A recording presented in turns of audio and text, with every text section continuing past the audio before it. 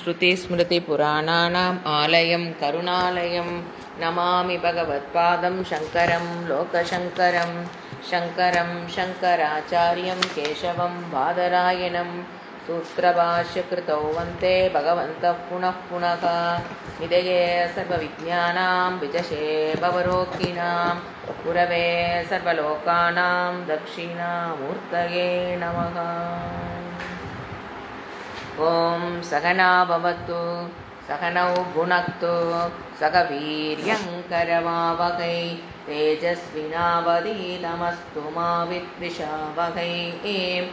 ॐ शान्ति शान्ति शान्तिः।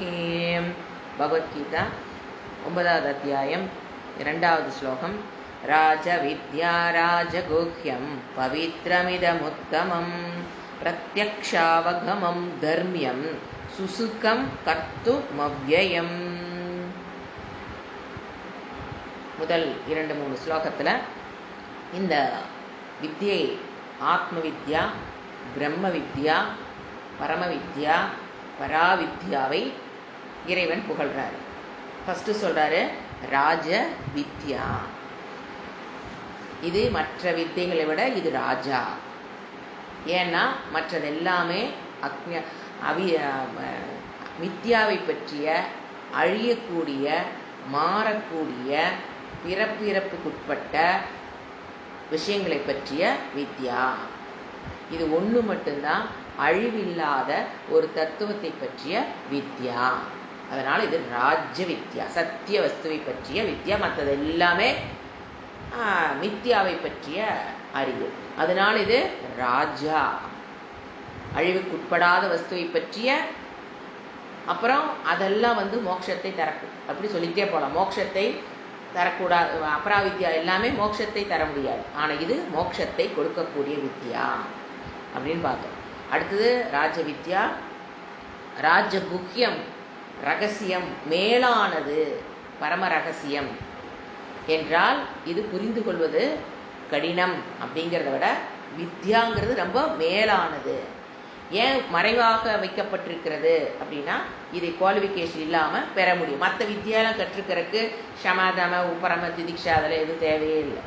போனால் ஸ்கூலில் அப்ளிகேஷன் ஃபில் பண்ணால் ஜாயின் பண்ணிக்கலாம், படிச்சுக்கலாம், வந்துக்கலாம். அது கோர்ஸ் முடிஞ்சிடும், பாஸ் வாங்கிக்கலாம், மார்க் வாங்கிக்கலாம். அங்கே குவாலிஃபிகேஷன் இஸ் நாட் நீடட். இங்கே குவாலிஃபிகேஷன் ரொம்ப அதிகமாக தேவைப்படுறதுனால இது ரகசியம். சொல்லி கொடுத்தாலும் புரியாததுக்கு காரணம் இது குவாலிஃபிகேஷன் இல்லாதவர்களுக்கு புரியாத ரகசியமாகவே இருக்கும். ராஜகுஹ்யம். அடுத்தது நம்ம இன்னைக்கு பார்க்க வேண்டியது பவித்ரம். இதம் உத்தமம்.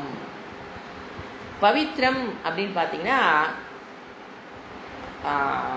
இது ஞானத்தினுடைய பெருமையை சொல்லக்கூடிய ஒரு வேர்டு தான். பவித்ரம்னா சுத்தம். அதில் சுத்தம் பண்ணக்கூடிய வஸ்துக்களில் இது ரொம்ப உத்தமமானது.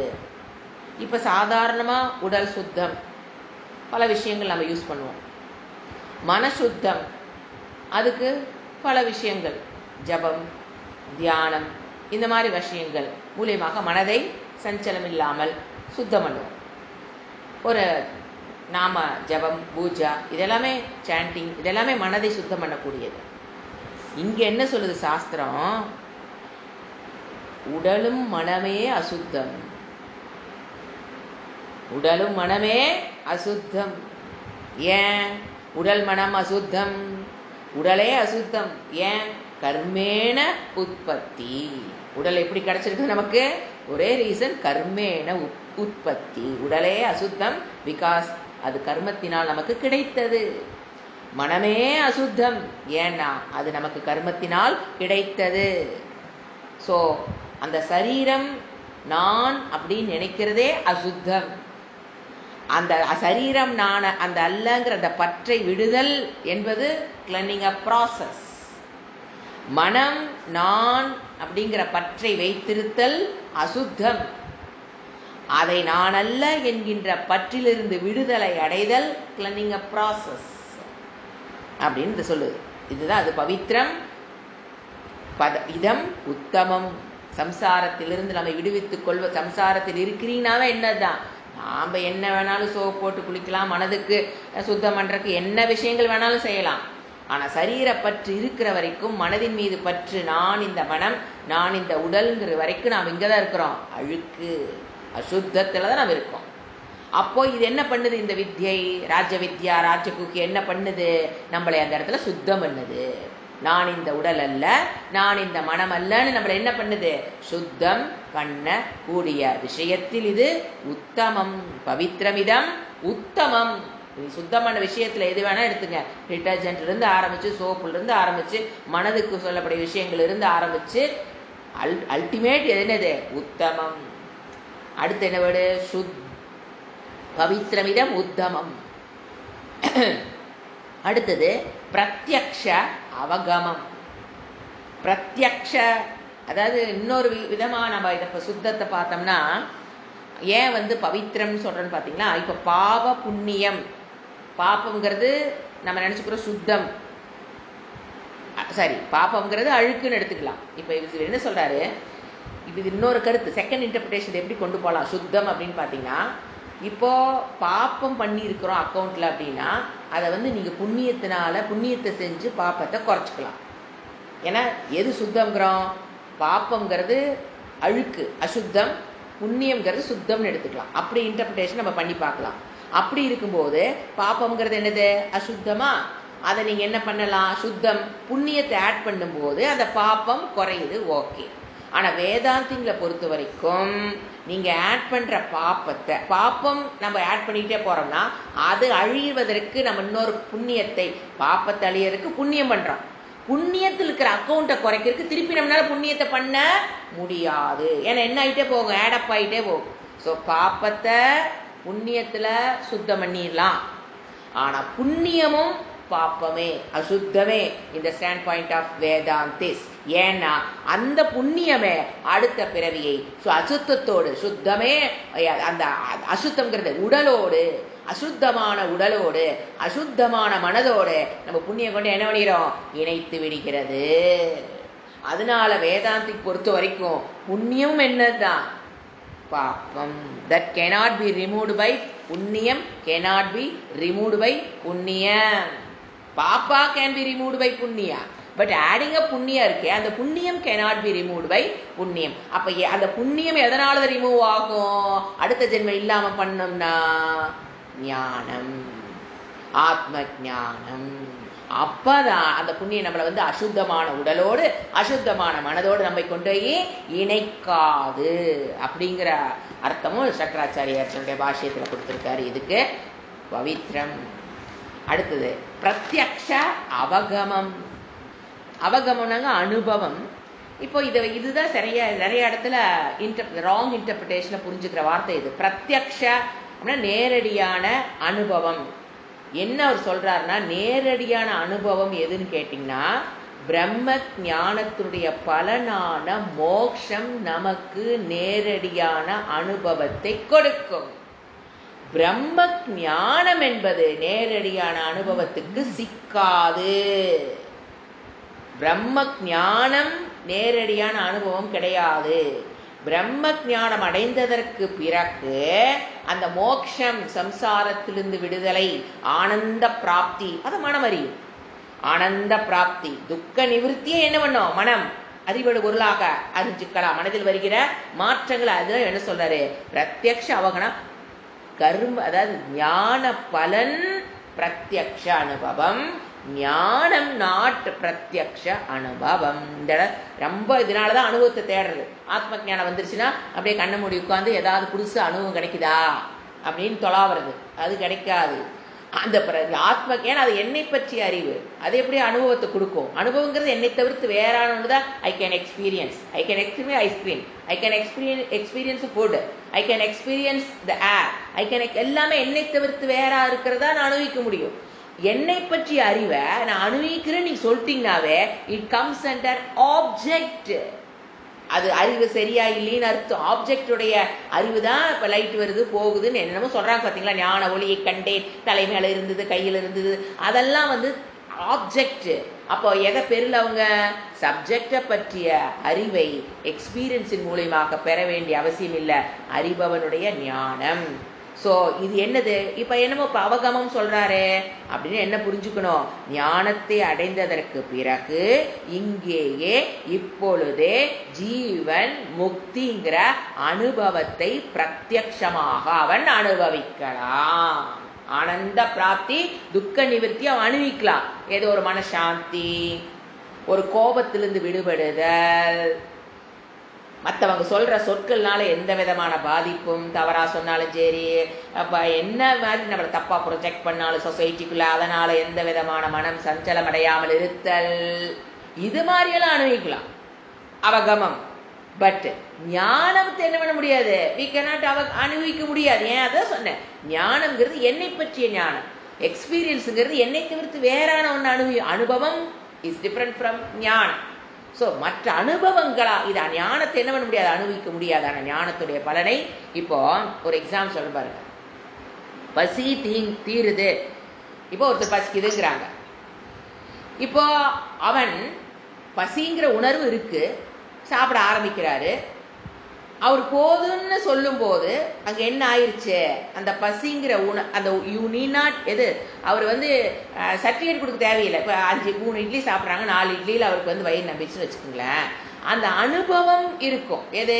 அதுக்கு சர்டிஃபிகேட் கொடுக்க முடியாது. அவர் என்னென்ன எஸ் என் உள்ளே இருந்து ஒரு ஒரு டெஸ்ட் பண்ணி இவர் வயிறு நம்பிடுச்சுன்னு ஏதாவது மெஷின் வச்சு கண்டுபிடிச்சி நம்ம ரிசல்ட் கொடுக்க முடியுமா என்னங்க? ஆமாங்க, இவர் 3 வயிறு சாப்பிட்டாங்க, வயிறு நம்பிடுச்சுன்னு இன்னொரு மெஷின் என்ன பண்ண முடியாது? கண்டுபிடிச்சு அவன் தான் சொல்லணும் எனக்கு நம்பிடுச்சு, வயிறு நம்பிடுச்சு போதும் அப்படிங்கிற மாதிரி. இது அனுபவம். எது? இந்த ஞானத்துடைய பலன் அனுபவமே தவிர பசி போயிருச்சுங்கிறத அனுபவத்திற்குமே தவிர he cannot give certificate to you yes அப்படின்னு சொல்லி சர்டிஃபிகேட்ல கொடுக்க முடியாதுன்னு. இதனால் இந்த லாஜிக்கினால் இந்த மிஷினை வச்சு இந்த லாஜிக்கினால என் பசி தீர்ந்து வச்சு நான் கண்டுபிடிச்சு சொல்றாங்க. அனுபவ சித்தம். அந்த மாதிரி பிரம்ம ஞானத்தை அனுபவம் பண்ண முடியாது. ஆனா பிரம்ம ஞான பலன் இருக்கு பாத்தீங்களா? ஆனந்த பிராப்தி, மனசாந்தி, குரோத நிவர்த்தி, அதை நாம அனுபவம் பண்ணலாம். அதுதான் பிரத்யக்ஷ அவகமம். ஆனா இது என்ன பண்ணிக்கிறாங்க நிறைய பேரு? ஞானத்தை அவகமம் தெரிஞ்சுக்கிட்டு தான் கண்ணை மூடி உட்கார்ந்து ஆத்ம ஞானத்தை பெற்று விட்டேனே, எனக்கு ஒரு அனுபவம் கிடைக்க மாட்டேதுன்னு தேடிக்கிட்டே இருக்காங்க. அது ஞானம்ங்கிறது அறிவு, அதை போய் எங்கேயும் தேட வேண்டியதில்லை. அடுத்தது தர்மியம். அதாவது இந்த ஞானம் தர்மத்திற்கு உட்பட்டது. பிரம்ம ஞானம் என்ன சொல்ல படிச்சிருப்போம்? தர்மத்துக்கு கடந்தது, அதர்மத்திற்கும் கடந்தது அப்படின்னு என்ன அர்த்தம்? சாஸ்திரத்துல நீ ஒரு மனிதனாக வாழ வேண்டும் என்றால் சில விதிகளையும் நிஷேதங்களையும் சாஸ்திரம் கொடுத்துருக்கு. இதெல்லாம் யூ ஷுட் டூ, நிஷேதம்னா இதெல்லாம் யூ ஷுட் நாட் டூ. விதி நிஷேதம் கர்மகாண்டத்துல இருக்கு. ஞான காண்டத்துல குவாலிஃபிகேஷனை பெறும்போது இதெல்லாம் பண்ணணும், இதெல்லாம் பண்ணக்கூடாது அப்படின்னு ஒன்று வருதா? ஞானியை பொறுத்த வரைக்கும் சாஸ்திரம் கூப்பிட்டு இந்த கர்மத்தை நீ பண்ணுன்னு விதிக்க கிடையாது. அவன் எந்த ஆசிரமத்தில் இருந்தாலும் அவனுக்கு என்ன கிடையாது? விதியும் கிடையாது, நிஷேதமும் கிடையாது. ஏன் கிடையாது? ஞானியினால் தர்மத்தை விட்டு வாழ முடியவே முடியாது. அதாவது எங்க சாய்ஸ் இருக்கோ அங்கதான் தப்பா போறதுக்கு வழி இருக்குது, அட்வைஸ் தேவை. எங்க சாய்ஸ் இருக்குதோ, தவறாக போய்கொள்வதற்குண்டான சாய்ஸ் இருக்குதோ, அங்கதான் நமக்கு என்ன தேவை? அட்வைஸ் தேவை. இப்போ மது அருந்தாதேன்னு சொல்றோம், அட்வைஸ். ஏன்னா மருந்து அருந்துவதற்குண்டான வாய்ப்பை கவர்மெண்ட்டே ரோடோட கடை போட்டு கொடுத்துட்டான். நீ அணுவிராசா அணுவின். ஸோ அவங்களுக்கு பார்க்குற பசங்க பொண்ணுங்களுக்கு என்ன தோணுது? அதை அனுபவிக்கணும்னு அந்த சாய்ஸ் கொடுக்கப்படுகிறது. அப்பதான் நம்ம என்ன டீச் பண்ண வேண்டியிருக்குது? மதுவை அருந்தாதேன்னு டீச்சிங். அதே பசங்க பிள்ளைகளுக்கு பெரியவங்களுக்கு நீ நெருப்பை குடிச்சிடாத, பாய்சனை சாப்பிட்டா, இந்த மாதிரி எல்லாம் எனக்கு சொல்லவே தேவையில்லை. நெருப்பை குடிக்காதே அப்படின்னு போய் அங்கே நம்ம அட்வைஸ் பண்ண போறோம் குழந்தைகளுக்கு. ஏன்னா அங்க வாய்ப்பே இல்லை. எந்த குழந்தையும் நெருப்பு குடிக்கிறதுக்கு உண்டான வாய்ப்பு அங்க கொடுக்கப்படலை. அப்ப அந்த குழந்தை குடிக்க போறதில்லை. அப்ப அதை அட்வைஸ் பண்ண தேவையில்லை. அப்ப அது மாதிரி ஞானிக்கு இது உதாரணம். அப்ப ஞானிக்கு தவறாக போகக்கூடிய வாய்ப்பை அவர் இழந்து விட்டார். தவறா போகிறதுங்கிறதே அவருக்கு எப்படி நெருப்ப குடிக்காதுன்னு சொல்ல தேவையில்லையோ அதுபோல தர்மத்திலிருந்து தவறுவதுங்கிறத சாய்ஸை அவரு விட்டுட்டு வெளியில வந்துருவாரு. சோ அவருக்கு என்ன தேவையில்லை, அவருக்கு சாய்ஸ், தவறாக போகக்கூடிய சாய்ஸ் என்பதே அவருக்கு இல்லாததுனால சாஸ்திரம் என்ன சொல்லுது, இது தர்மியம். அதை அவர் எங்க வச்சிருக்கு தவிர தர்மியம். அதர்மம்ங்கிற சாய்ஸ் அவர் விட்டு போயிரும். அதனால இந்த ஞானம் தர்மியம். இன்னொரு இன்டர்பிரேஷன் சொல்லலாம். என்னன்னா, இந்த வேதாந்தம் படித்தால் சாமியார் ஆகிவிடுவார்கள். இது நம்ம நல்லா சிந்திச்சு வச்சுக்கணும். ஏன்னா மற்றவங்களுக்காக, நமக்காக. இப்ப அந்த மாதிரி வேதாந்தம்ங்கிறது அதர்மம்னு நினைக்கிறவங்க இருக்கிறாங்களா இல்லையா? நீ பண்றது அதர்மம், தவறு. இது வேதாந்தம் படிப்பது என்பது அதர்மம். இட் இஸ் நாட் தர்மம். ஃபேமிலி லைஃப், கடமைகளை என்னது எல்லாத்தையும் விட்டுட்டு ஏன் இது இந்த குழப்பம் ஏன் வருது? சரியாக புரிந்து கொள்ளல. அவங்க நினைக்கிறாங்க டைம் வேஸ்ட் பண்றாங்க, குடும்பத்தை கவனிக்காம அவங்க போறாங்க அப்படிங்கிறது. அவங்க இதை தர்மமா ப்ரொஜெக்ட் பண்றாங்க. வேதாந்தம் படிப்பது அதர்மம்னு அவங்க ப்ரொஜெக்ட் பண்றதுக்கு காரணம், நான் படிக்கிறவங்க அவங்களுடைய காலத்தையும் நேரத்தையும் உழைப்பையும் வேஸ்ட் பண்றாங்க. அதனால அவங்க என்ன சொல்றாங்க, இது அதர்மம். ஏன்? ஒரே வார்த்தை, அவர்கள் சரியாக புரிந்து கொள்ளவில்லை. ஏன்னா இந்த வேதாந்தத்துக்குள்ள வந்தவங்க தான் கடமையை ஒழுங்காக செய்ய முடியும். இது வர்றதுக்கு முன்னால கடனேன்னு செஞ்சிருப்போம். என்னடா பண்றது, வேற வழி இல்லையே, இதையே சமையல் ரூம்லயே உட்கார்ந்து இருக்கிறமே, இது நம்ம இதை விட்டா நமக்கு வேற அப்பா வெளியே போறதுக்கு வாய்ப்பே கிடையாதா? ஒரு போர்டம், சலுப்பு, அப்புறம் ஒரு மனசுல ஒரு ஏக்கம், இதோட ஸ்கிட்சில் வேலை செஞ்சுட்டு இருந்திருப்போம். வேதாந்தம் வந்ததுக்கு அப்புறம் தான் அதை எப்படி செய்ய ஆரம்பிப்போம், விருப்பத்தோடு. நிறைய பேர் நீங்க ஷேர் பண்ணி முதல்ல விட நம்முடைய சொத்தர்மத்தை என்ன குடிக்கும் சாஸ்திரம் சொல்லி, சொத்தர்மத்தை விட்டுறாத, பஞ்சமகாய கிடத்தை விட்டுறாத. சோ அந்த அளவுல கடமை எப்படி செய்வான், சிறப்பாக செய்வான். அப்புறம் தான் வாழ்கிற வரைக்கும் 4 பேத்துக்கு உதவி செய்து வாழக்கூடிய ஒரு சொசைட்டிக்குள்ள ஹார்மனியை கொண்டு வரக்கு ஒரு வேதாந்திக் ஸ்டூடெண்ட் ட்ரை பண்ணுவான். வேதாந்தத்துக்குள்ள வல்லேனா சுயநலம் தான் அங்கு வேலை செய்து கொண்டிருக்கும். தானு அதை எக்ஸ்டெண்ட் பண்ணி தன் குடும்பம், அதை தவிர வெளியில வரமாட்டாங்க. ஸோ அந்த சொசைட்டியோட ஹார்மனி அங்க என்ன ஆகுது.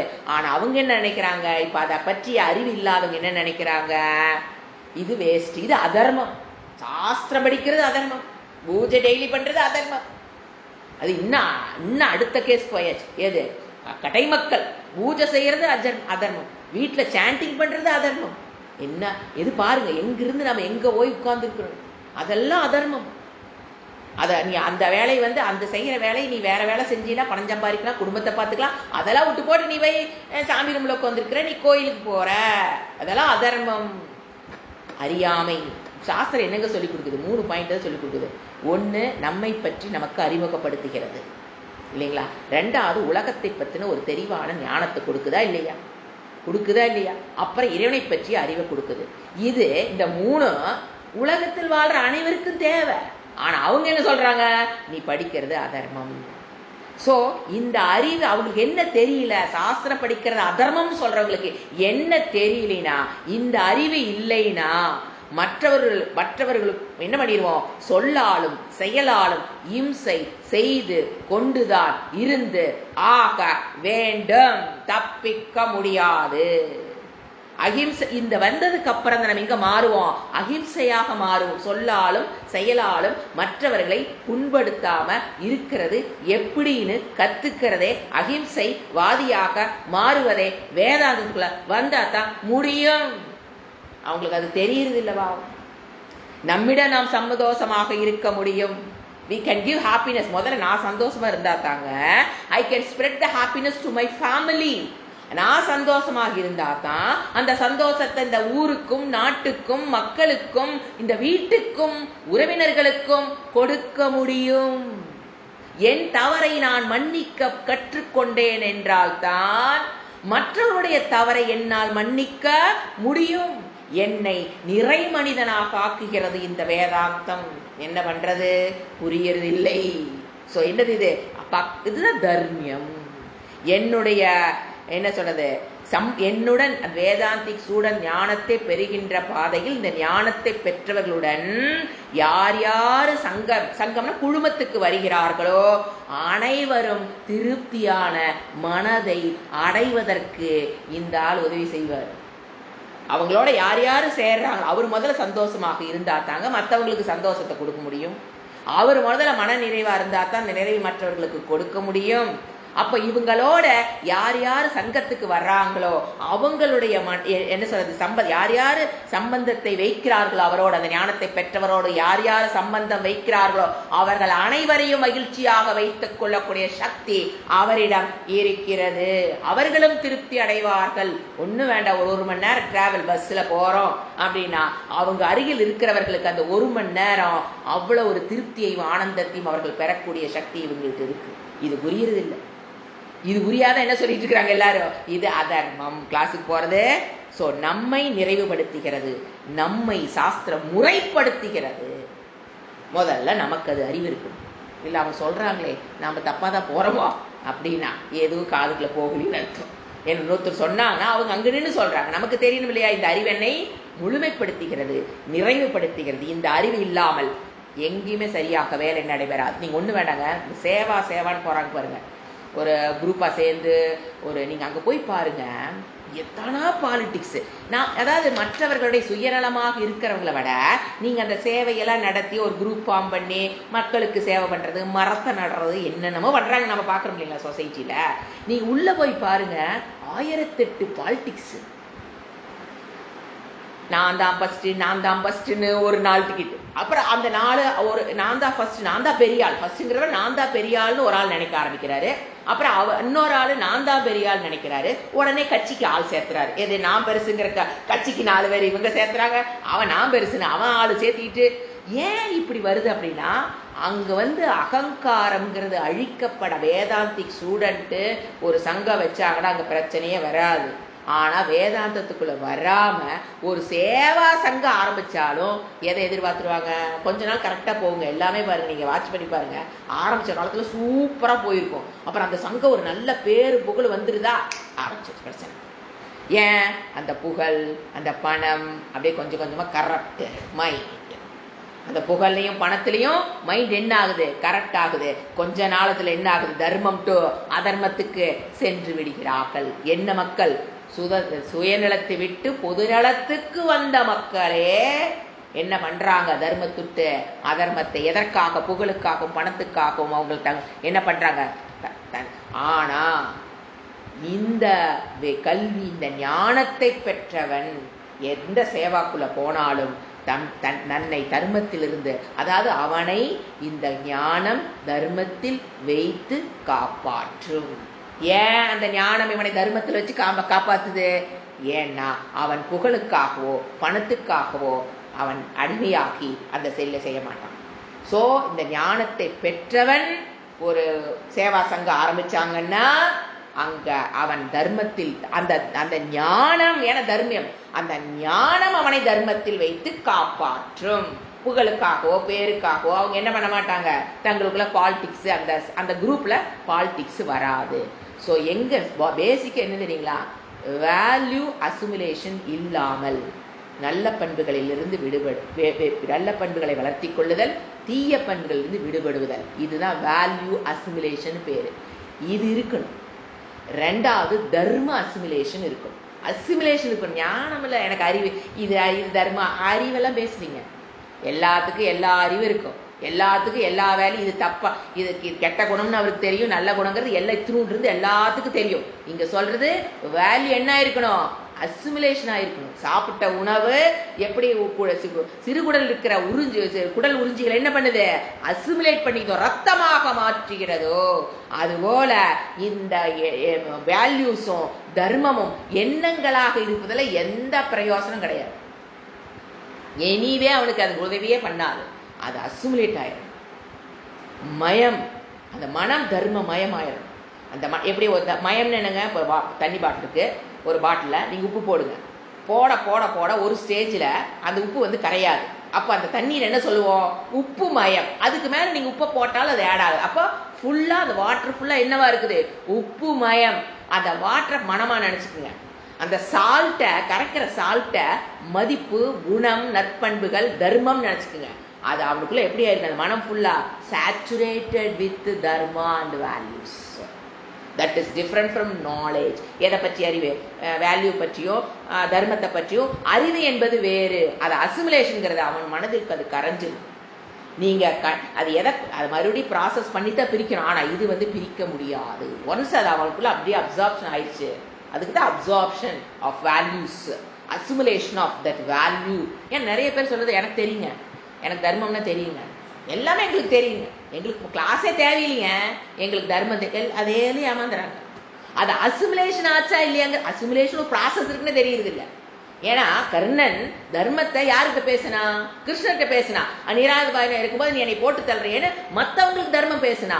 ஆனா அவனுடைய லைஃப்ல தர்மத்துல பின்னால பார்த்தீங்கன்னா ஓட்ட திரௌபதி துகில் உரியும் போது சரி, இவனை சின்ன பையனை போட்டு அடிக்கும் போது சரி, அவன் தர்மத்தை பேசவே இல்லை. இதுதான் உலக மக்கள். இத்தனைக்கு அவனை எங்க கர்ணனை போல் மனம் கொண்டவன் யாராவது இருக்காங்களா? தான தர்மத்தில் சிறந்த சோ கிரேட் பர்சன்.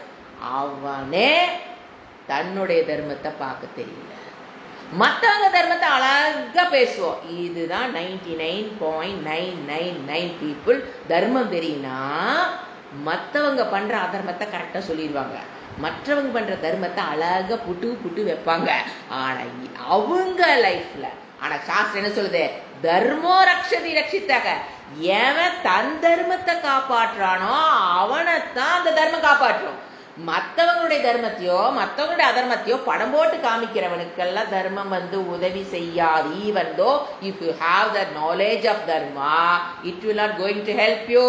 ஏன்னா அந்த இடத்துல கர்ணனுக்கு தெரிஞ்சிருக்குது, நிராயுதபாயனே இருக்கிறவனை கொல்லக்கூடாதுங்கிறத அவனுக்கு தெரிஞ்சுதான் அவன் சொல்லிட்டு இருக்கிறான். ஆனா அவனுக்கு ஒரு சூழ்நிலை வரும்போது அபிமன்யை போட்டு தள்ளினானா இல்லையா? நிராயுதபாயனா இருக்கிறவனை போட்டு தள்ளினானா இல்லையா? ஸோ அவனை இவ்வளவு பெரிய தான தர்மங்கள் பண்ணணும்னே அந்த தர்மம் கழுவிடுச்சு, கை கழுவி விட்டுருச்சு.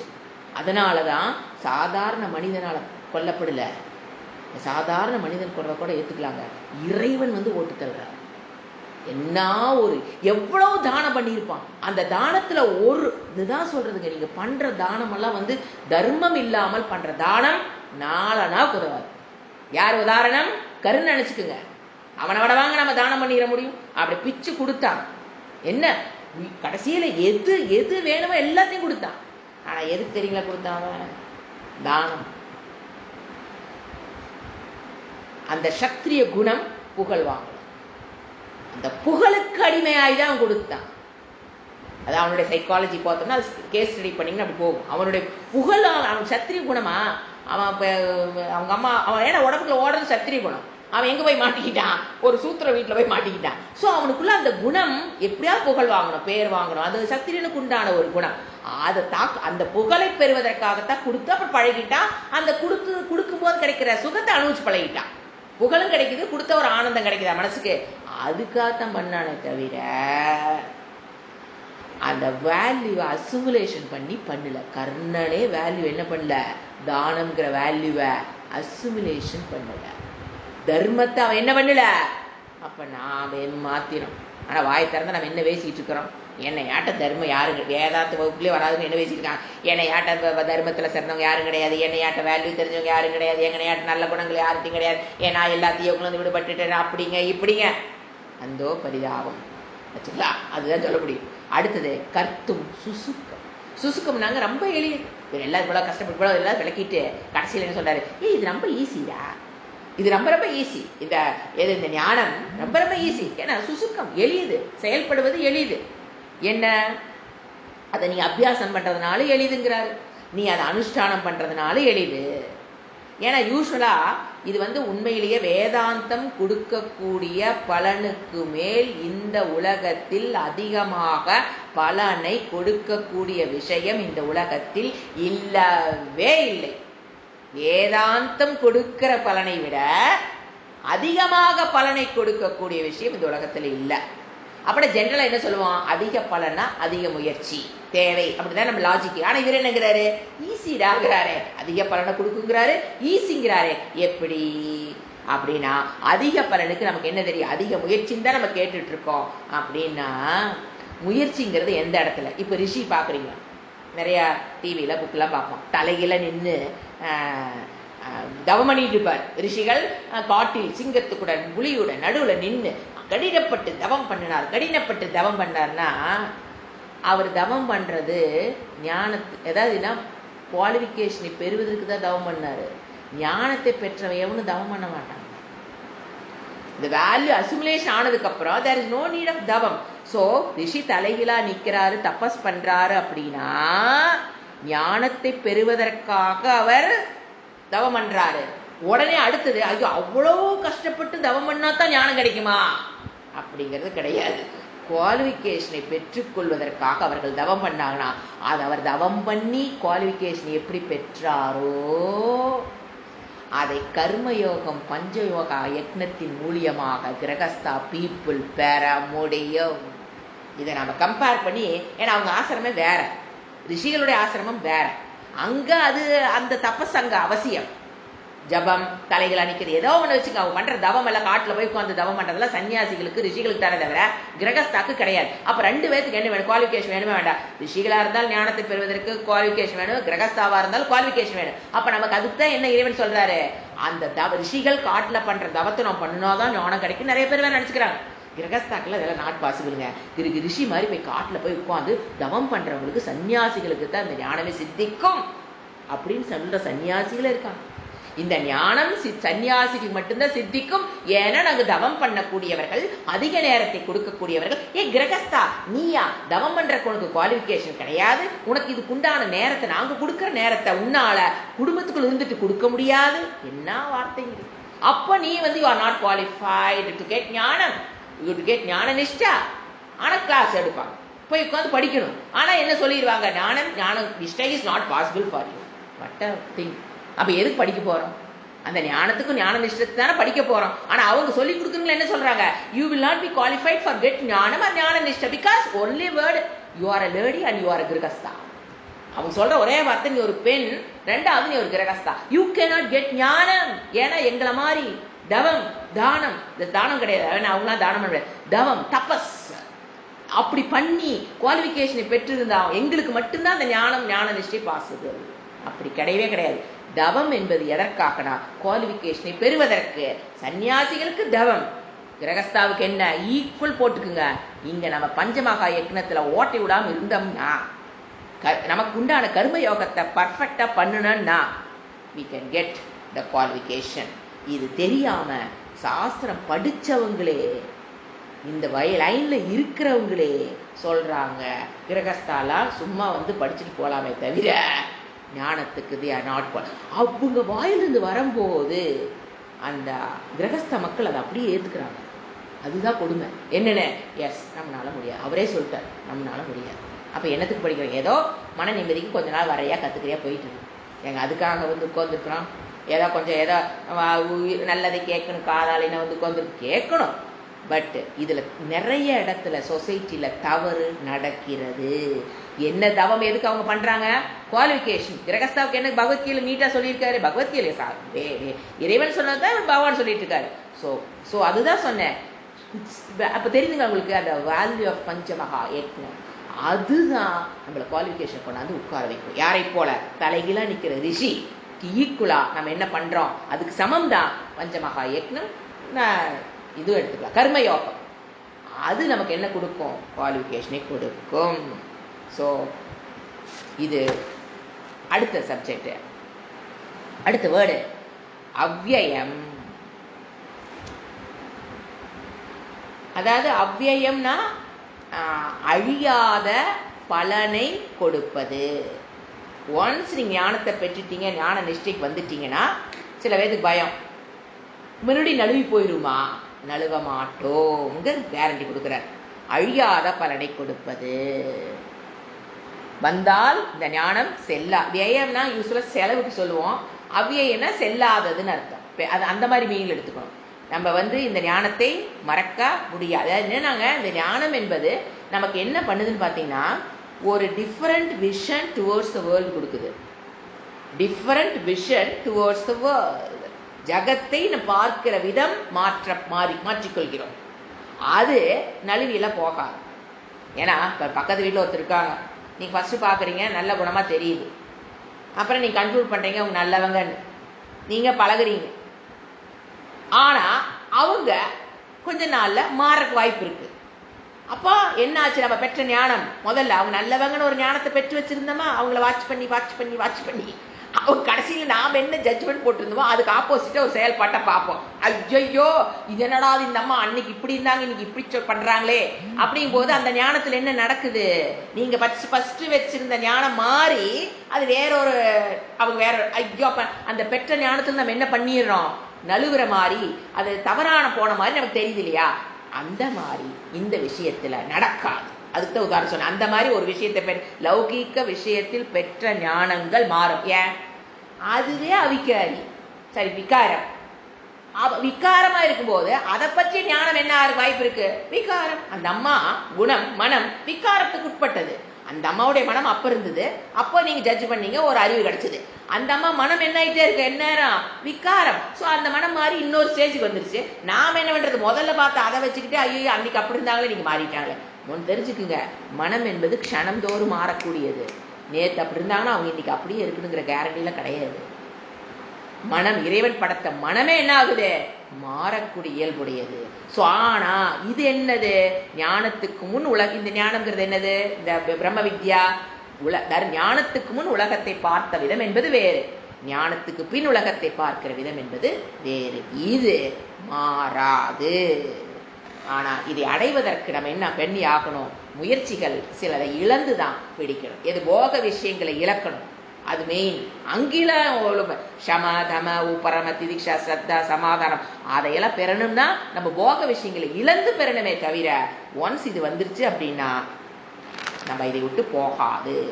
இதுதான் என்னது? கடைசி வேர்டு தர்மியம் பிரத்யக்ஷோ ராஜ வித்யா 1, ராஜ குஹ்யம் 2, பவித்ரம் உத்தமம் 3, பிரத்யக்ஷ அவகமம் 4, தர்மியம் 5, சுசுக்கர்த்தும் சுசுக்கம் 6, அவ்யயம் 7.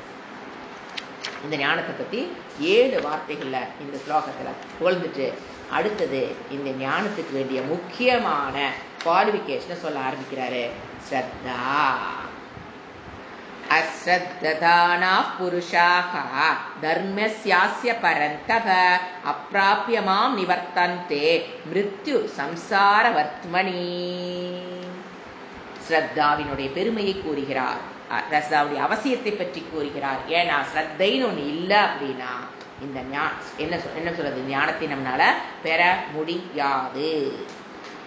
என்ன சொல்றது? ஸ்ரத்தாவான் லபத்தே ஞானம். அது பல இடத்துல வரும். ஸ்ரத்தை இல்லாதவன் ஞானத்தை அடைய மாட்டான். ஸ்ரத்தான என்ன? நம்பிக்கை. மூட நம்பிக்கை அல்ல, அஸ்ரத்தாவும் அல்ல, குஸ்ரத்தாவும் இல்லை. சொல்றதெல்லாம் அப்படியே நம்புறது கிடையாது. அது என் புத்திக்கு ஏற்புடையராகிற வரைக்கும் என்னது? ஸ்ரத்தா. அறிவுக்கு முன் இருக்கிற நிலை பேர் ஸ்ரத்தா. அறிவை பெற்றதற்கு பின் என்ன கிடையாது? அதுக்கு பேர் ஸ்ரத்தையெல்லாம் கிடையவே கிடையாது. அறிவை பெறுவதற்கு முன் ஸ்ரத்தா, அறிவை பெற்றதற்கு பின் என்ன கிடையாது? நோ ஸ்ரத்தா. நல்லா புரிஞ்சுக்கோ. ஸ்ரத்தாதான் ஏன் கிடையாது? ஸ்ரத்தாதான் அறிவாக வடிவெடுக்கிறது. அந்த ஸ்ரத்த இருக்கு பாருங்க, அதுதான் ஞானமாக அறிவாக. அதனாலதான் சொல்றோம் ஞானம் அறிவு ஏற்படுவதற்கு முன் இருக்கிற ஸ்தானம் தான் ஸ்ரத்தையை தவிர, அறிவு ஏற்பட்டதுக்கு பிறகு அந்த ஸ்ரத்தை என்னவா மாறிடும்? ஞானமாக. அப்போ ஞானம் ஏற்பட்டதுக்கு பிறகு அங்க எங்க நீங்க பார்க்க முடியாது? ஸ்ரத்தாங்கிறது மனதில் போய்விடும். ஏன்னா அது ஞானமாக பரிணமிப்பு விட்டது. சோ கடவுள் இருக்கிறாரா இல்லையா அப்படின்னு நமக்கு ஒரு இருக்கிறாரா இல்லையாங்கிற வரைக்கும் தான் அதுக்கு பேர் நம்பிக்கைங்க. அந்த ஞானத்தை பெற்றதற்கு பிறகு நமக்கு என்ன தேவையில்லை? கடவுள் மேல நம்பிக்கை இருக்கான்னு யாராவது நம்மளை கேட்டான்னு வச்சுக்கோங்க. கடவுள் மேல நம்பிக்கை இருக்கா? என்னது கடவுள் மேல நம்பிக்கையா? ஏன்? அந்த ஞானம் பெறுவதற்கு முன்னால நமக்கு மனசுல எப்படி இருக்கும்? கடவுள் இருக்கிறாரா இல்லையாங்கிற ஆராய்ச்சியில போற வரைக்கும் அதுக்கு பேர் நம்பிக்கை. கடவுள் மீது நமக்கு இருக்கிற ஆட்டிடியூட் ஃபர்ஸ்ட் இருக்கிற பேர் நம்பிக்கை. ஞானத்தை பெற்றதுக்கு அப்புறம் என்ன கிடையாது? ஸ்ரத்தா என்ன மாறிச்சங்க? ஞானமாக பரிணமித்ததுக்கு பிறகு ஞானத்தை பெற்றதுக்கு அப்புறம் நமக்கு என்ன கேட்பான்? நம்பிக்கையா? என்ன நம்புறீங்களா இல்லையா அப்படின்லாம் நமக்கு அந்த வேர்டே நம்மளால ஏத்துக்க முடியாது. கடவுளை நம்புறையா இல்லையா? சோ அந்த மாதிரிதான் என்ன சொல்றாரு? நம்பிக்கை தான் ஞானமாக பரிணமிக்கும். அதனால ஸ்ட்ராங்கா போட்டார் ஸ்ரத்தாவா லபத்தே ஞானம். இப்போ நான் வந்து ஒரு கையில் ஒரு பொருள் அடிக்கடி சொல்வேன். நான் ஸ்ரத்தைனா என்ன அப்படின்னா, இப்போ நான் கையை மூடிட்டு உங்கள்கிட்ட காமிக்கிறேன். இப்போ கையில் ஒன்று நான் இருக்குன்னு சொல்கிறேன், ஒரு பொருள் இருக்குன்னு சொல்கிறேன்னு வச்சுக்கல. பாருங்க, ஸ்ரத்தானா என்னன்னு சொல்கிறேன். இப்போ நான் கை காமிக்கிறேன். எது வரைக்கும் ஸ்ரத்தா? இப்போ இந்த கையில் உள்ள என்ன இருக்கு, ஒன்று இருக்கு, என்ன இருக்குன்னு உங்களுக்கு தெரியாது. இப்போ நான் சொல்கிறேன், கைக்குள்ள பேப்பர் இருக்கிறது. இந்த இடத்துல தான் ஆரம்பிக்கிறோம். டீச்சிங் இங்கே தான் ஆரம்பிக்குது. குரு டீச்சிங் இங்கே தான் ஆரம்பிக்கும். கைக்குள்ள பேப்பர் இருக்கிறது அப்படின்னு நான் சொல்லும்போது உங்களுக்கு அது அவங்க சொல்கிறாங்க, அவங்க பொய் பேச மாட்டாங்க, இதெல்லாம் இருக்கணும், அவங்கள நம்பணும். அது எது வரைக்கும் அந்த ஸ்ரத்தா? கைக்குள் பேப்பர் இருக்கிறதுன்னு ஒரு வார்த்தை நான் சொல்லிட்டேனா, எது வரைக்கும் அது நீங்க நம்பணும். அது ஸ்ரத்தைங்கிறது எது வரைக்கும் நான் கேட்குறேன். நான் சொல்றேன், எது வரைக்கும் கைக்குள்ள பேப்பர் இருக்கு இருக்கு இருக்கு இருக்கு இருக்கு நீங்க நம்பணும்னா, பார்த்துட்டீங்களா? இப்போ உங்க மனசுல இருக்கிறது பேர் நம்பிக்கையாங்க? ரொம்ப டெலிகேட் சப்ஜெக்ட். இப்போ உங்களுக்கு நீங்க பேப்பர் இருக்குன்னு சொல்றது நம்பிக்கை இல்லையா? ஞானம். இப்ப நீங்க பாக்குற கையில பேப்பர் இருக்குதுங்கிறது உங்களுக்கு என்ன மறுநமைச்சிருச்சு? ஞானம். இதுதான் ஃபர்ஸ்ட் எனக்கு புரியாத விஷயம். சாஸ்திரம் சொல்லி கொடுக்கும் போது அதிகுஹ்யம், ராஜவித்யா, ராஜகுஹ்யம். அப்ப அது வரைக்கும் சாஸ்திர குரு மேல என்ன இருக்கணும்? நம்பிக்கை இருக்கணும். அந்த நம்பிக்கை எது வரைக்கும்? சாஸ்திரத்தோட பார்வை உங்களுக்கு புரிஞ்சிருச்சு அப்படின்னா அப்புறம் எதுக்கு நம்பிக்கை? ஞானம். நீங்க பாருங்க, அந்த குரு சொல்ற வார்த்தையில சாஸ்திரம் சொல்றத ராஜவித்யா, ராஜகுஹ்யன்னு சொல்லும் போது அந்த நம்பிக்கை இருக்கிறவங்க தான் அதை பெண்டிங் டிஸ்கவரி, கண்டுபிடிக்கிற வரைக்கும் இருக்கிற ஆட்டிடியூடுக்கு பேரு தான் ஸ்ரத்தா. நீங்க திறந்து பார்த்துட்டீங்கிறதுக்கு அப்புறம், அந்த அறிவு உங்களுக்குள்ள பரிணமிச்சதுக்கு அப்புறம், there is no need of ஸ்ரத்தா. யார் மேலையும் குரு மேல நம்புறேன், சாஸ்திரத்தை நம்புறங்கிற வார்த்தையை வாயில வர தேவையில்லை. ஏன்னா உங்களுக்கு என்ன ஆயிடுச்சு? ஞானம் பரிணமிச்சிருச்சு. இப்ப கையில் இருக்கிறது இப்ப மாதிரி பார்த்துட்டீங்களா? இப்ப கையில் இருக்கிறது பேப்பர் நம்புங்கன்னா நீ நம்பிட்டே இருப்பீங்க. ஆனா அதான் இருக்குதே, அதே நம்பிக்கை. சோ புரியுதுங்களா? நம்பிக்கை ஞானம். அப்ப அதை என்ன சொல்லுது சாஸ்திரம்? நம்பிக்கை தான் உன்னை டிராவல் பண்ண வைக்கும். கையை திறந்து காமிக்கிற வரைக்கும் நீங்க அதுல டிராவல் பண்றீங்கன்னா, யாரு உங்களை கொண்டு ஞானத்துக்குள்ள கொண்டு சேர்த்துற வரைக்கும் என்ன இருக்கணும்? கைக்குள்ள இப்படி மூடி வச்சதுல உள்ள அங்க போய் திறந்து பார்க்கிற வரைக்கும் நீங்க எதை பிடிச்சிட்டு போறீங்க? ஸ்ரத்தைங்கிற ஒன்ன புடிச்சுட்டு போய் திறந்து காமிக்கிற வரைக்கும் இருக்கணும். Bending Discovery. டிஸ்கவர் பண்ணிட்டீங்க உள்ள என்ன இருக்குன்னு, அப்புறம் எல்லாம் தேவையே. there is no need of ஸ்ரத்தா. ஏன் அங்க என்ன ஆயிடுச்சு? ஞானம். சோ ஸ்ரத்தா இருக்கிறவன் தான், அதான் சொல்றாரு, அவன் தான் ஞானத்தை அடைவான். கண்ணில் ஃபர்ஸ்ட் என்ன சொல்ல, அவர் கையில காமிக்கிறாங்க, கையில தூக்கி காமிக்கிறாங்கன்னா என்ன இருக்கணும்? உங்க மனசுல என்ன இருக்கும்? அவங்க பொய் சொல்ல மாட்டாங்க. கையில பேப்பர் தான் இருக்கணும் அப்படின்னு ஒரு நம்புறோம். பாத்தீங்களா? ஆனா உண்மை நமக்கு ப்ரூஃப் கிடையாது, ஒரு நம்பிக்கை. ஆனா இது பேர் மூட நம்பிக்கை இல்ல. மூட நம்பிக்கை டிஃபரெண்ட். ஏது? பேய் இருக்கு, பிசாசு இருக்கு, ஏன்னா இருட்டுல போனா அது டான்ஸ் ஆடுது, இதெல்லாம் மூட நம்பிக்கை. இது அப்படி இல்ல, திறந்தா தெரியுன்னு சொன்னது. சும்மா உயிர் விடுற வரைக்கும் பேய் பிசாசு மாதிரி இது மூட நம்பிக்கை அல்ல. என் புத்திக்கு அது புரியிற வரைக்கும் தான் அது ஸ்ரத்தா விளையாடும். புரிஞ்சிருச்சுன்னா there is no need of ஸ்ரத்தா. புரிஞ்சுக்கலாம்? ஏன்னா ஸ்ரத்தைங்கிறது, ஏன்னா அஸ்ரத்தவ என்ன சொல்றாரு? அஸ்ரத்தவா மீனிங் எழுதிக்கலாம். பரந்தவ எதிரிகளை எரிப்பவனே அஸ்ய இந்த தர்மஸ்ய. ஏன் தர்மம்ங்கிற எங்க போட்ட வேர்ட்லயே 7 வேர்டு போட்டு சொல்லி கொடுத்தாரா? அதுல அவருக்கு ரொம்ப பிடிச்ச வேர்டு எதுன்னு பாருங்க, தர்மம். அதை மட்டும் எடுத்துங்க, என்ன ஓடுறாரு? தர்மஸ்ய, இந்த ஞானத்தினுடைய. ஏன்னா அவருக்கு அது ரொம்ப பிடிச்சிருக்குன்னு இருக்கும். ஏன் வேற ஏதாவது போட்டுக்கலாம் இல்ல? எத்தனை 7 வேர்டு சொன்னோம் இல்லையா? குக்கியம், ராஜவித்யா, ராஜகுக்கியம், எத்தனை வேர்டு போட்டோம். ஏன் தர்மம்னு போடுறாரு? இங்க அதாவது இந்த ஞானத்தை பெற்றவனுக்கு தர்மத்தை சொல்லிக் கொடுக்க வேண்டிய அவசியம் இல்லை. ஏன்னா அவன் தர்மத்தை விட்டு விலகுதல்னா என்னன்னே தெரியாது. அதுதான் இந்த பியூட்டியே. அதனால இறைவன் என்ன பண்றாரு, அவனுக்கு தர்மத்தை பத்தின டீச்சிங் அவருக்கு கிடையாது. அதாவது தர்மம், தர்மத்தில் அஸ்ரத்ததானாகா அஸ்ரத்ததானாகா அனந்தவ அஸ்ய தர்மஸ்ய, தர்மம்னா இந்த போன ஸ்லோகத்துல சொன்ன தர்மஸ்ய ஆத்ம ஞான பிரம்ம ஞானத்தினுடைய அஸ்ரத்ததானாக ஸ்ரத்தை இல்லாத, இந்த ஞானத்தில் ஸ்ரத்தை இல்லாத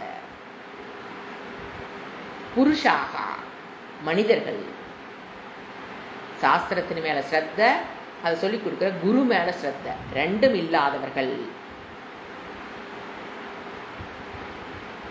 மனிதர்கள். புருஷாக்கான மனிதர்கள். மாம் என்னை அப்பிராபிய, ஒரே வேர்டு, அடைய மாட்டார்கள்.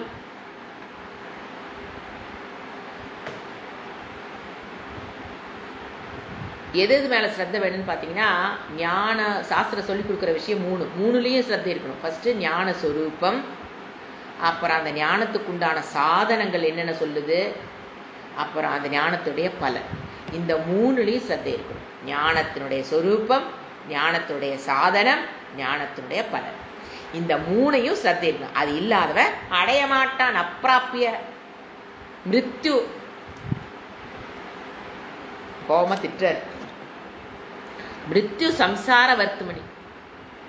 இந்த சாஸ்திரத்து மேல குரு மேல ஸ்ரத்தை இல்லை அப்படின்னா அவன் என்ன நடக்குங்கிறாரு, மரணத்துடன் கூடிய சம்சார வழியில், மிருத்யு சம்சார வர்த்துமணி, எங்க இருக்கிறான், மரணத்துடன் கூடிய சம்சார வழியில்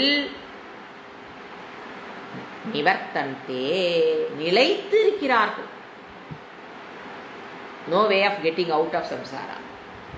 ஸ்ரத்தைன்னு ஒன்று இல்லை அப்படின்னா there is no way to get out of samsara dukkha.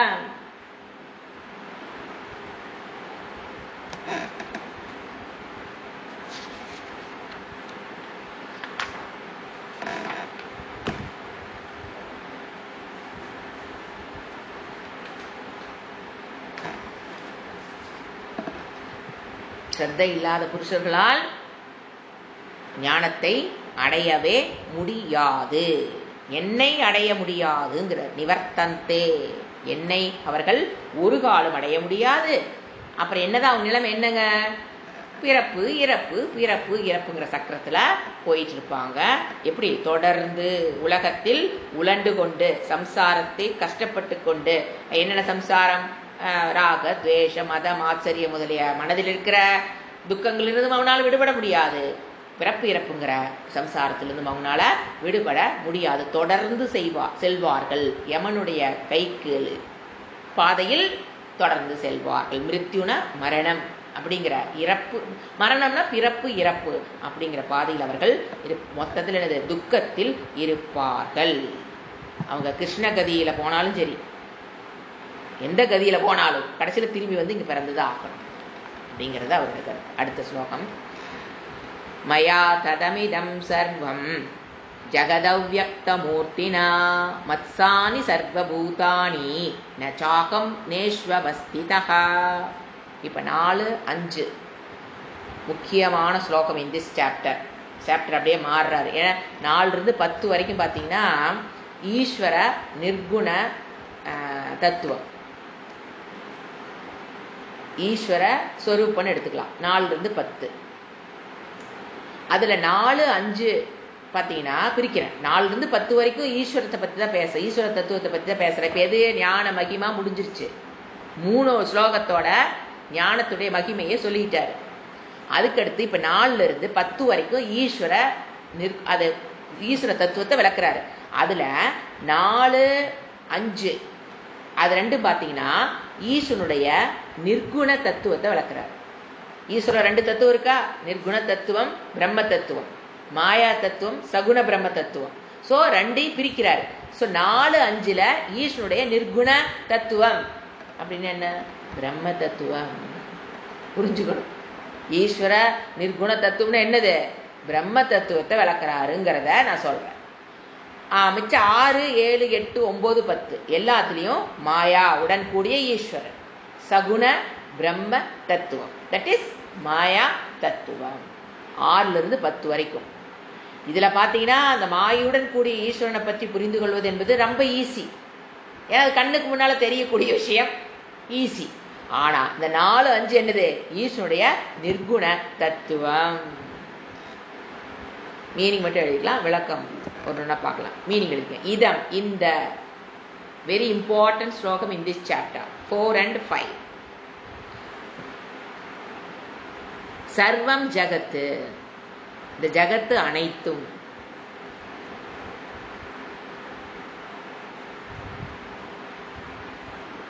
அவ்யக்தமூர்த்தினா,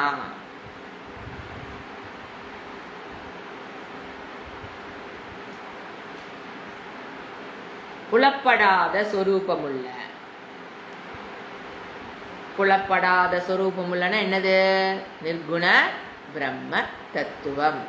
புலப்படாத, கண்ணுக்கு தெரியாத தத்துவம். புலப்படாத சொரூபமுள்ள மயா என்ன. இப்ப அந்த மயாங்கிற வேர்டு எங்க போகுது? நிர்குண பிரம்ம தத்துவத்திலிருந்து பேசுறார் கிருஷ்ணர். ஈஸ்வனுடைய நிர்குண பிரம்ம தத்துவத்திலிருந்து பேசுறார். புலப்படாத, என்னுடைய சொரூபம் புலப்படாதது என்னால், சொரூபம் உள்ள அப்படிப்பட்ட என்னால் ததம் அப்படின்னா, ததம்னா இந்த உலகம் முழுவதும், தத்து ததம், இந்த உலகம் முழுவதும் வியாபிக்கப்பட்டுள்ளது. ததம் வியாபிக்கப்பட்டுள்ளது. கண்ணுக்கு தெரியாத என்னுடைய சொரூபம் இந்த உலகம் முழுவதும் உலகம் முழுவதும் என்னுடைய சொரூபத்தினால் இந்த உலகம் வியாபிக்கப்பட்டுள்ளது. இந்த உலகம் முழுவதும் கண்ணுக்கு தெரியாத என்னுடைய சொரூபத்தினால் வியாபகம். ததம் கண்ணுக்கு தெரியாத தத்துவத்தினால் வியாபகம். சர்வபூதானி, எல்லா உயிர்களும்,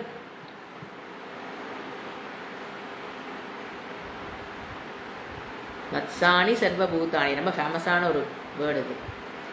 எல்லா உயிர்களும் மஸ்தானி, என்னிடம் இருப்பு பெற்றவை.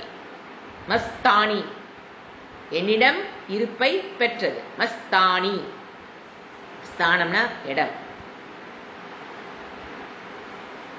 எல்லாமேத்துக்கு நான் தான் இருப்பு கொடுக்கிறேனா? அகம் ச, நான். தேஷு, அவைகளில்.